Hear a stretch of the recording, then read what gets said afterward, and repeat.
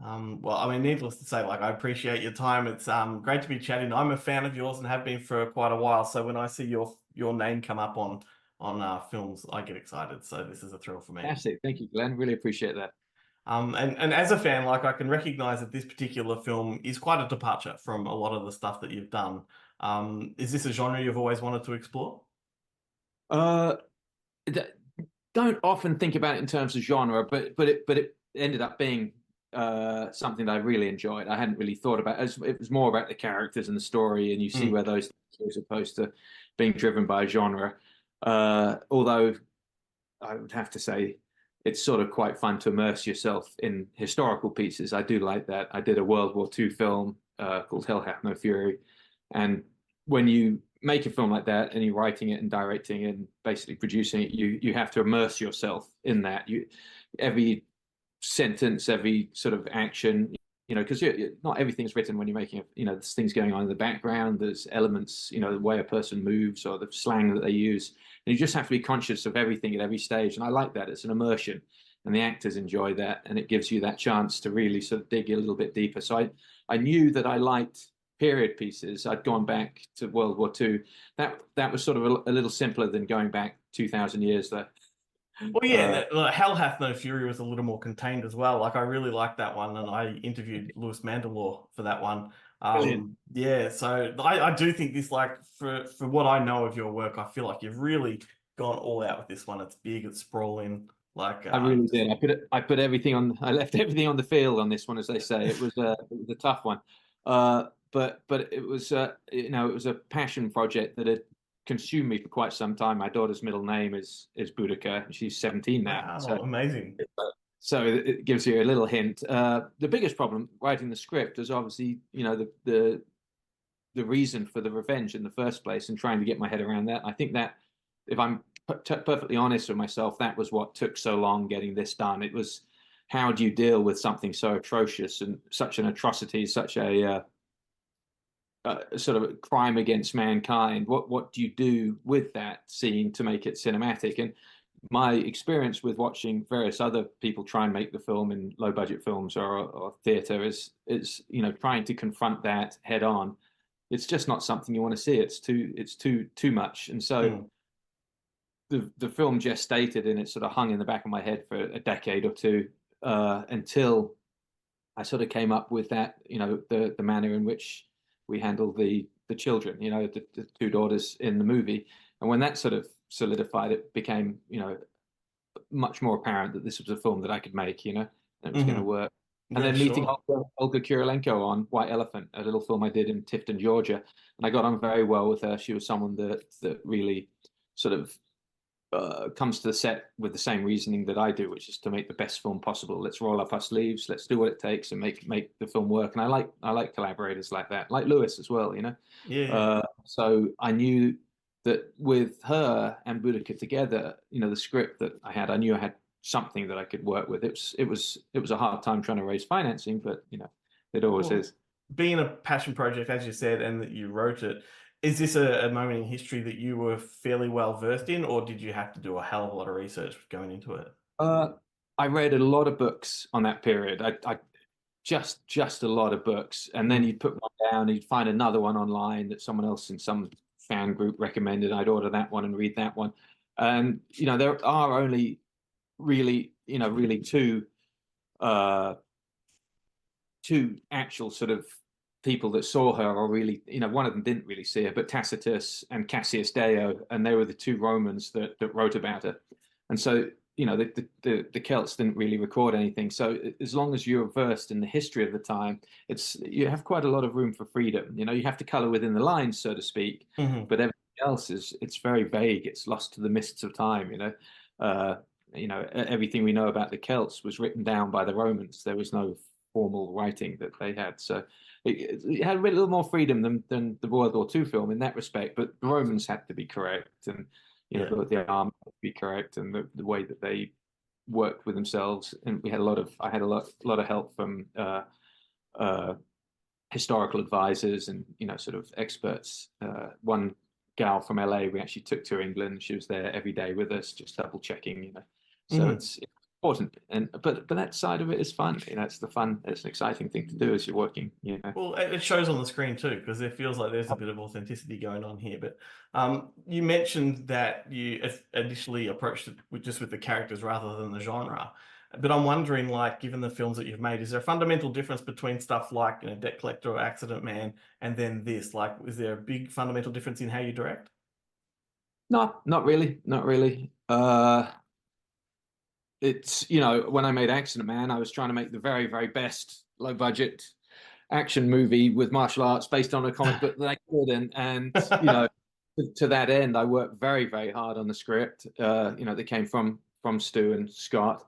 I worked very hard with the actors to try and make them as authentic as possible, and you know, I try to bring everything to every film. You don't want to have them. You don't want to have a film floating out there that you didn't really try hard on, because that'll be the one that keeps popping up, and you know that you know, just because of the way things are, that's the one that everyone sees and talks about. You're like, no, that's not a good. So you always try and put everything to it. I think with something like Boudica, there was something a little strange happened on the set that I've never had happen before, which was, you know, we shot at a friend of mine. I'll get through this quick. I don't want to make a big deal of it. We shot at a friend of mine's farm, and as it turned out in the end, all the other locations were too expensive, and you know, it ended up an old school friend in, you know, Ipswich. And as we spoke, we realized that he was actually only 20 miles from Colchester, which was the first city that she burned. It was called Cullodenham, and it was where, you know, the temple of Claudius was. That was the first sort of major murdering point of Romans that she, you know, so that was 20 miles away from this wooded area. And he came to me on the second or third day of filming there with a big wooden box and said, these are all the things, by the way, we've dug up since we've been here. And they're all little Roman artifacts, little glass bottles and sort of little lead soldiers and things. So it felt like we were very much where she had galloped around and lived you know, almost 2,000 years ago. And when you have that, it's a strange feeling that I've never quite had before. It was a burden of responsibility, like someone, you know, don't screw this up. She's watching. She could be. Yeah. So that was a little different. And you know, I certainly didn't have anything like that with Accident Man or the earlier ones. But still, you create your own, you know, your own sort of you know, you're your own worst, you know, critic and disciplinarian. You have to be, because you know, these films are quite difficult to make and they're quite difficult to get financed. You never know if it's going to be your last one or not. So you really want to put everything you can into it. Yeah. But you know, it's an interesting question. Did it feel different directing this, or was I different? I don't think so. Obviously, you know, those films are about, you know, the earlier films, it's certainly, you're trying to come up with the most original and innovative way to show martial arts sequences, you know, a certain amount of martial arts sequences, and you're trying to come up with reasons for why those fights need to be there that are organic to the story, and you know, that, you know, and it doesn't look like, oh, it's a tournament, or you killed my daughter or kidnapped my wife or whatever, and I've got to come after you. It's, you know, when you're doing the martial arts movies, you're always trying to come up with a different way to skin the cat. But ultimately, it's about giving the audience those fight scenes, and that's your mandate when you're making a martial arts film, you know. So there is that's different. With this one, I didn't have to do any high kicks or anything, but we had a lot of it, but it was, you know, a little more organic to it all. But as I say, when you're doing the martial arts films, when I did those, I tried to always make it as organic as possible and come up with emotion, even if it was an 1954 French Foreign Legion camp in Indochina. You're still trying to figure out the most original way to have two actors kick each other in the head. Well, yeah, I guess you can sort of you can swap out those high kicks and replace it with sort of the brutality and the violence and the gore, because there's lots of it in the film, but it does all feel very contextual. Yeah. So I was thinking, like, you mentioned that there's, you know, a lot of responsibility and things on the line making this film. Do you have a moment, and this applies to all the productions, where you just shit yourself and think, oh, what have I got myself into? Always the night before the first day of filming. Never sleep. Yeah. Do not. It's you know, you're turning every single situation the following day on its head, working out what can go wrong, imagining it absolutely going wrong. You know, it's raining, pouring. You know, you're outside, and so you're not going to be able to film at all. You're all going to be standing around. I used to have a recurring nightmare that I came to set And for some reason, there was no one else there. And I was trying to move the camera as well as turning on the sound machine and then running over there and trying to do the clapper. And, it was because for some reason, everyone else had just decided not to turn up that day. And that for the beginning half of my career was this recurring nightmare of of the worst case scenario. But as you get a little more experienced, you look in the mirror the night before and you see someone who looks 10 years older than you actually are, and you go, it's okay, don't panic. You do this every movie. You get panicky every movie. It's Yeah. gonna be all right. In actual fact, if you weren't panicking, then I'd be genuinely, profoundly worried that use that time of not being able to sleep that first night, turning over those situations, and Yeah. invariably it's helpful because directors should be prepared, and he should be there earlier, or she should be there earlier than the rest of the crew, and just get a feel for the set and see if anything looks better than you'd expected it to, or any problems that may occur. So it's okay to have that panic, and you sleep the second night really well.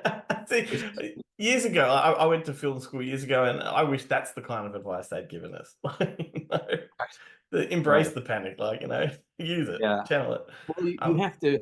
I think for life, I don't know about other jobs because I really haven't done many other jobs. Mm, I think in life, for me, embracing the panic is what it's about. Is realizing you're terrified. You're doing something here that isn't a job that people do. mhm. Uh, there is no plan on paper. There is no blueprint that tells you how to do this. You're literally figuring that out, and you're going to go out there, and you either panic about that or you sort of embrace it and go, "This is really cool. This is like an Yeah. adventure. This is, let's see what happens. I'll do my best. I'll have a plan A, B, C, and D, eventualities, and let's see what happens. Try and keep people safe, obviously, Mhm. and you go out there.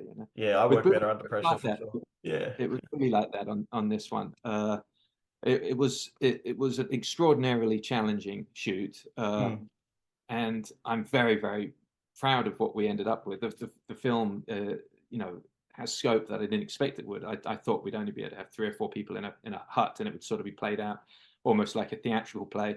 And it got bigger and bigger as we went along. And I'm looking around going, this is okay. This is quite fun. So I truly hope people see it for what it is, which is a small story told mm. by a group of people who are very passionate, and Well, I think you've also given us something that I certainly haven't really seen in these sorts of films, and that is sort of the home life of characters. Like, particularly in the first act, is there a reason that you chose to focus on that domestic side? You see a family well, sitting down for dinner at the table, neighbors coming over, that kind of stuff we can recognize in our lives, but you never see that in these films.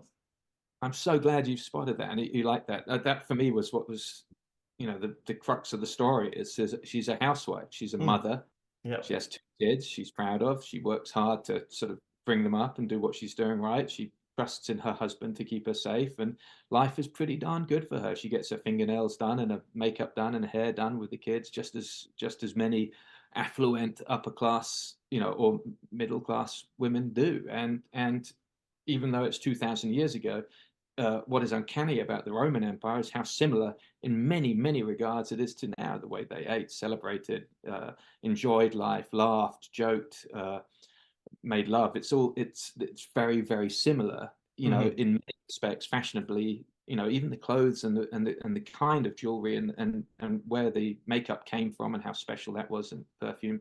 If you wanted to pursue that, you could wear those things nowadays, and people really wouldn't turn a blind eye because you would actually look like you probably fit in more, maybe more LA or Mm. London than the high street in the south of England. But certainly, it's uncanny how very similar it is. And 2,000 years is almost an incomprehensible amount of time when you think of families and what else was going on in the world. So I found that extraordinarily interesting. And then the film comes to this devastating sort of gear shift, Mhm. and advances from there with a very different character. And when I sold the script to Olga, I flew to Paris to pitch it to her at a hotel, and I painted the 2 pictures of her. The first as with the ringlets and the beautiful hair and makeup and silk on, and then the second with the eyebrows shaved off and the bad teeth and the split in the scar and the hair wild. And that was part of my sale. Is look, this is, you get to play this Mm. woman who goes through this incredible transformation, not only physically and the way that she looks, but internally and her whole emotions and the way she is and acts. And we see this change. And so that for me was what was exciting about the film. Maybe it got lost a little there in the big clinking swords and Romans, but for me that was what this movie was about, and that's what what was exciting and sort of compelling. So I lent into this whole building her home life at the beginning, and maybe I made a mistake of that. Some of the action fans are, oh, the first half's really boring, No. That's exactly what struck me and what I And really got sucked in with. good. It's you can't please everyone. When especially with a historical piece, you have people saying, well, why did you get a Ukrainian to play someone who's so English? It's like there was not only was there no England or English, there was no English language. There was multiple languages spoke by these Celts. Not one of them sounded like English. Probably more like Ukrainian than English or Germanic, or none of them were banded together. What was so interesting about Boudica was it was the first time that they did band together, and from that came the English language and this wonderful empire country that has caused so much trouble in the ensuing 2000. But for me that was the fascinating part of it. But you can never please everyone. Everyone becomes a fully fledged reviewer with knowledge. My favorites were the ones on Hell Hath No Fury that were saying things were out of place historically, but you have no recourse, of course, if they're answering you online. It's like point anything from the cartridges to the cigarettes to the food eaten that was out of line. Well, what do we say? Fuck them. The same thing went on this one. We worked so extraordinarily hard, and still in some of the bigger mainstream press I'm reading, and it's like, this is not historically accurate. Which part? Point to which part isn't, but it doesn't matter. The truth of the matter is, if they're thinking that, then they've not fully immersed themselves in the film, and you failed from that front. So I take it as a loss, but it's all right. I'm very proud of what we made. Oh, well, like I said, I've loved your work for years, and a couple of mates and myself, we always look forward to seeing what comes next. But you're a movie fan. I can see, look in the background there, you got these posters. So I'm wondering, were there any films that inspired you or that you leaned on for inspiration, making this film? Yes, lots and lots. I wanted to go back further. I try not to look at, the more recent stuff like Gladiator, although obviously everyone point to that one because, lost family and revenge and all that kind of stuff. Although this story came a long time before Gladiator. But Fall of the Roman Empire, the Anthony Mann pictures like that I found very, very interesting, that were gritty. And then, the way that the woods were shot. We wanted two very distinct looks to the film. It's very green, very lush and lively for the first half. And the second half, all the colors sucked out, the green and the warms are sucked out. And so we looked at various different films that inspired us color-wise on the picture. But there's a film by John Boorman, the same director who directed this film, who's one of my absolute favorites, called Excalibur, which I love. Just the way that they shot the woods in that, where it felt like an organic being. And I know it's extraordinarly difficult. They shot in Ireland, and I scouted North Wales for this one, which is a similar climate. You can't shoot. You get 4 hours of light a day, and it's raining on 2 days a week in midsummer. I would have loved to have shot in Wales, by the way. It was magical, and it had a lot of that sort of what you need for a film, but it would have been just impossible, the time we had. But he shot that in Ireland, to his credit. A friend of mine, Bronco McLaughlin, was one of the stuntmen on it, and apparently it was just a brutal shoot. But there's something about the way they shot the greens and the metallic chrome shiny colors against that green. They actually used green lights in the forest, and if you carefully, you can see the rocks are lit green. It's not just, they've got a lot of lichen and moss as well, but he used a lot of tricks like that, and that Jonathan Hall, my DP, and I tried to sort of utilize and borrow from, or be inspired by, whatever the correct term is for. So I like that one. I also like the way that he handled the characters in that as well. You've got a period piece, but they're not bloody well all sounding like Shakespearean actors, which no one would have done. They're tougher and they're rougher and they're more bawdy and they're more ruder and uncouth and sexualized. And this is how people have spoken for millennia. The posh English schoolboy is something that's come in the last less than 1,000 years. Before that, it was a rough and tumble Darwinian existence out there, and I wanted a little bit more of that in there that I liked. I love English, period pieces, but people are too wanton to put these very skinny, fake, Shakespearean actors into them that just, you just look at them, they wouldn't have survived back then. It's like, unless they were particularly manipulative, and coercive, and sort of, they were able to talk their way out of trouble, and that's a different kind of character altogether.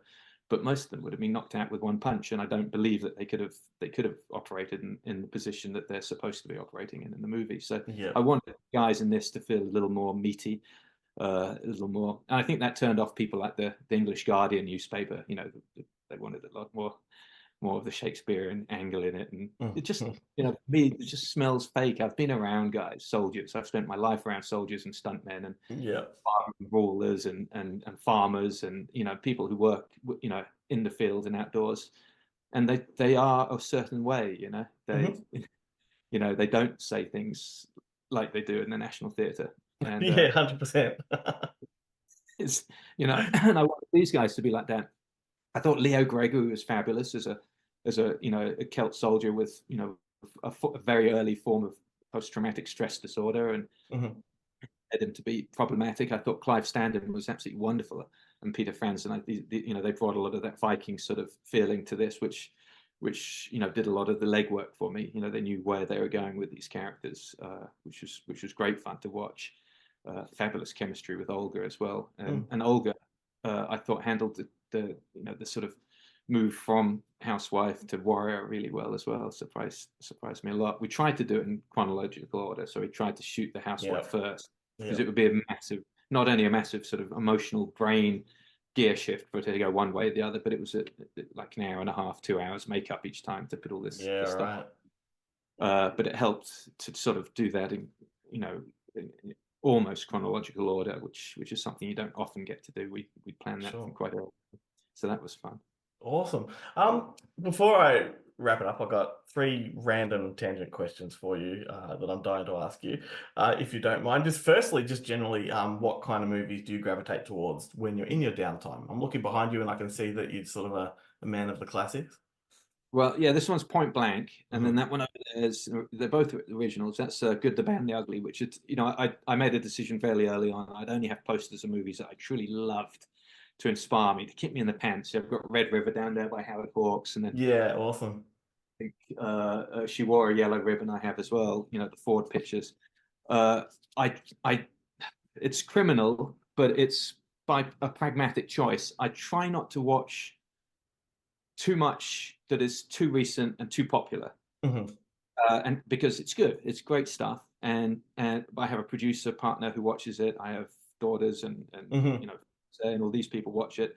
The problem is I'm like a sponge, and if I see this stuff, if I watch 3 Matrix movies, it'll start to find its way into my work. Gotcha. And you be very careful of that. I have a huge movie collection, and so I end up living probably somewhere around 1960s, 70s, 50s, somewhere in there. Movies of Bud Boudica and Ford and Hawks and Raoul Walsh, and then it's fantastic. And then action films from the 70s, Don Siegel and and sort of early Michael Mann stuff, and this stuff it's wonderful, and it's great, and it keeps me inspired. You're never short of incredible sort of motivations and inspirations, and it doesn't turn up in your film and make the film look like just another sort of rip off of the latest popular movie. When John Wick came out, which is a genius movie, and I know the guys did it, and they're fantastic, and I came up through with them. They were a little ahead of me. I'm a little younger, but the film is so good that it's sort of knock-on effect spread out to everything, and it's very difficult to do that kind of hand-to-hand combat inside a house with a gun without going, oh, we need to do it now with the elbow and hit him with the stock, just like they did on, and that's not what you want in a movie. You want to feel fresh and different. There's someone else. I heard 2 people talking about a movie they were prepping. They said, oh yeah, it's Taylor Sheridan style. There's a couple of scenes and it'll be really Taylor Sheridan style. So, oh my God. And I suddenly realized that he's done so much work that's floating into the at the moment, the creative ether, that it's actually turning up. So that sudden violence unexpected on the prairie. You know, you've got to be very, very careful. I mean, obviously he's copying, you know, he's being inspired by Cormac McCarthy, who's in turn Yeah. being inspired by another writer. But still, I try and avoid anything too fresh in the Yeah, I art. mean, because then it goes from like being just like basic homage to rip off. Like, so you're sticking to the homage. Yeah, I mean, you don't want rip off, or you don't want, you know, you just don't want the audience to see behind the curtain too much, you know. Yeah, 100%. You know, where possible, I base it on books and people I know, and you know, getting guys from special forces, getting guys who've committed some crimes, and listen to their turn of phrase and anecdotes. That stuff's great. That stuff's wonderful. I did Avengement was absolutely 100% based on me driving Luke Massey to work on Thor. You know, who was a London, Yeah. South London gangster for a while, and so it was his stories every morning that I wrote down. I said, I'm going to put this together in a script. You cool with that? He said, yeah, whatever, you know. Awesome. And that became Avengement, you know. Yeah. And so there's not one single scene in that movie that was based on another movie, which Yeah. was interesting experience. And if possible, I'll try and do that. We did that with Boudica. Boudica was based on literary information and work by Tacitus, who lived 50 years after Boudica and wrote about her, and then Cassius Dio, who I think was around at the same time as her, and actually may have even seen her gallop, and said he saw her galloping and yelling at the troops with her wild hair, and how terrifying a figure he would have been. It's a little difficult to believe because he would have been quite a long way away at that time. But the Romans didn't, you know, they didn't Take his word for it. a little bit, exactly. But we still have that. That's the main source of, you know, that was my main source of you know, we back from those two guys' writings, you know, so that's sort of exciting to do, you know. But you've got to be careful watching recent stuff. I must admit, it will slip in. Yeah. So the collection is, as I say, all that kind of stuff. I really, really love like 70s and late 60s French and American and crime pictures. I just, you know, the Sorcerer, the Freakin' one I thought was genius. I think that gets a spin nearly every year in my house. Yeah, it's just one of the greatest sort of crimes of, you know, like misfortunes of film, you know, because it's such a wonderful film, but came out at the same time as Star Wars, had this name. The director of The Exorcist directing The Sorcerer, so of course everyone's expecting a horror movie. Yeah. So you have those two huge things going against you. Plus, it's kind of an anti-hero, weird, downbeat film anyway, at a time when suddenly temples have literally been invented that year, you know.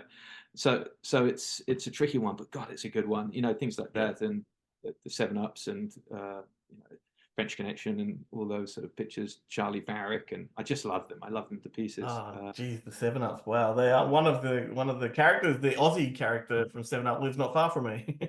Really fantastic. So the other question I wanted to ask was, like you mentioned, stunt work. You've been in the stunt field for a long time, and you've worked with some incredible filmmakers doing that. What's the hairiest stunt that you can think you've ever performed? On Mars Attacks, I did when the aliens go into Jack Nicholson's bunker, they start blowing things up, and I did an explosion on fire, which is an air ram, which is a nitrogen ram that is triggered as the pyrotechnic goes off. The air ram is triggered. Or I think it was actually when I stepped on and triggered it.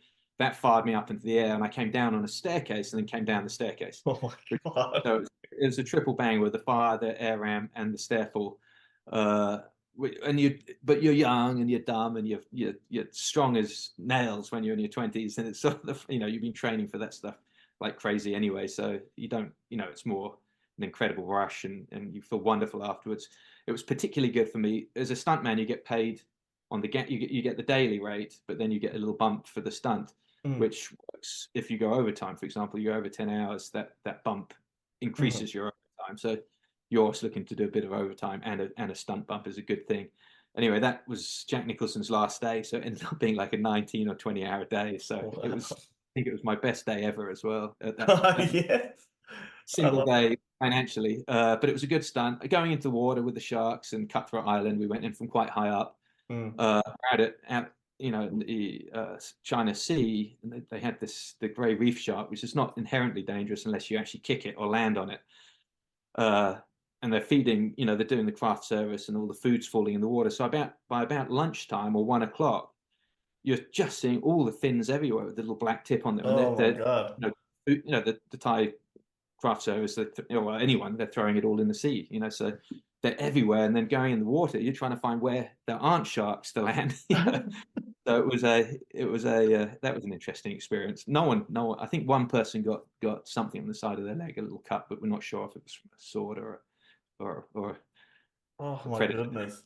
And one movie you've done stunts on, I believe, is one of my favorite films, is War of the Worlds, Spielberg film. So yeah. Was that a great shoot? Like, because I mean, the stunts in that, I imagine, would be phenomenal. I think it's one of the most intense movies ever. That was Vic Armstrong's stunt coordinating, who is my uncle, and I just loved working with him. He's so good and came up old school. He's still out there, doing great work. But yeah, it was fab to work on. Really, really good. We were in New Jersey, Virginia, all over the place, and then Universal Studios for the underwater stuff, which was a lot of fun, being plucked out of the water. There was one moment we're in Elizabeth, New Jersey, in a tiny little cross section, which is a cross section where the audience's first experience of the tripod coming out is, and the whole crowd comes in, and they're setting up a camera on a old New Jersey style fire escape, the metal on the side of the building with the steps. And so I was sent up to go safety. I ran up there, and there's Tom Cruise is up there sitting on the sofa beside Spielberg chatting, and you've got Janusz Kaminski there. It's a tiny little apartment, a New Jersey, New York style. You imagine it out of your head, like those 1930s films you saw. And so I'm just standing there by the balcony, and I looked across the room, and in the tiny little kitchen, there's the whole family of about 5 there, and they're watching Tom Cruise and Spielberg, and you can see on their face, they're like, nobody is going to believe us. And that was an interesting moment. But yeah, it was a brilliant one. Lots of good stuff. I reckon that's his most underappreciated film. I just think it's fantastic. My first full burn on that one, like foot to head, when the big explosion happened and they're blowing stuff out. Unfortunately, the burns got cut out because they looked too violent, which was an unfortunate thing. But it was a good burn. Yeah, I bet. I hope there's footage of it somewhere, at least out there in the world. Final question for you, because this one really piqued my interest. I did see that you're involved with the Pendragon Cycle, the new Bonfire Daily Wire production, and I love what those guys are putting out. Is that true? You've worked on that? Yeah, no, I was in Spain on a film that had fallen through during the strike, and I was like, oh dear, what am I going to do? Because I'd been there 9 weeks. It was pretty bad, and the telephone rang. It was Dallas Sonnier, who's producing that show. Said, you're not interested in coming to Budapest by any chance, are you? I said, that's a funny thing you say. I can be there in about 2.5 hours.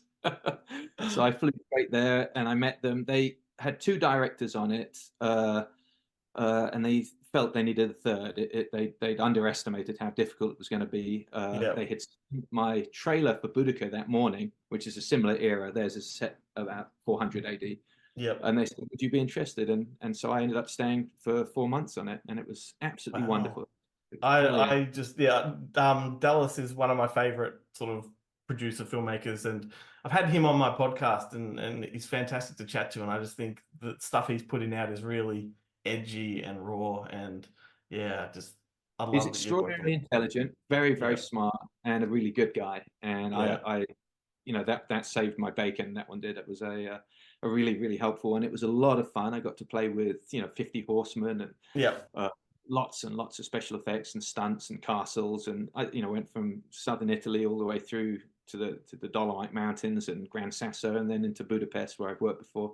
The most exciting adventure imaginable. I just really loved it, and I hope it's a good show. I wasn't one of the creators on the show.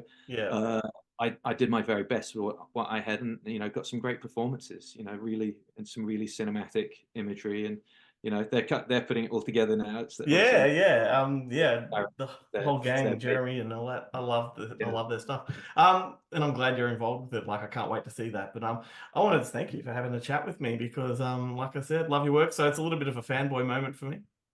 Thank you very much. It's a great honor to be on, and hopefully the Australian audiences like Boudica. I think you've sold it. Good. Good.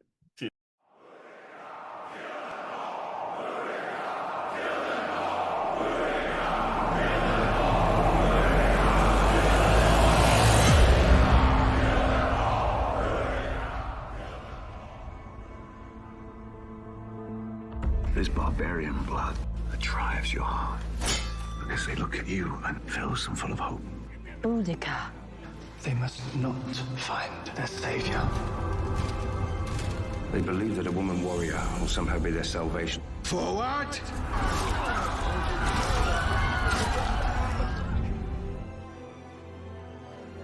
Rome cannot and will not recognize you as queen.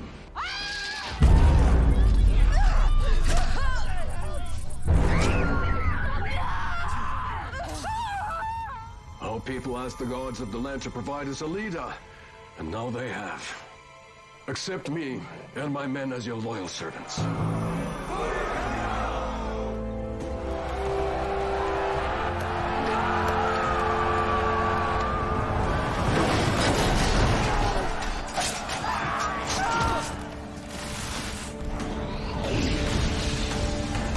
We fight for our freedom.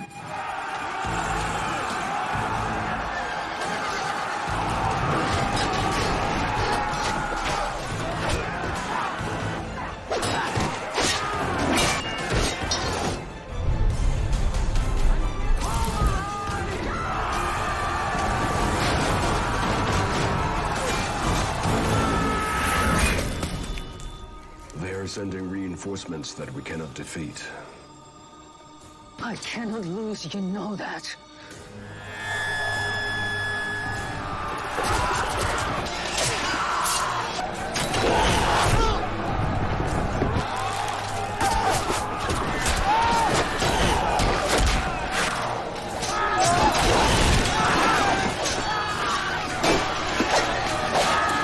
You always will be my queen!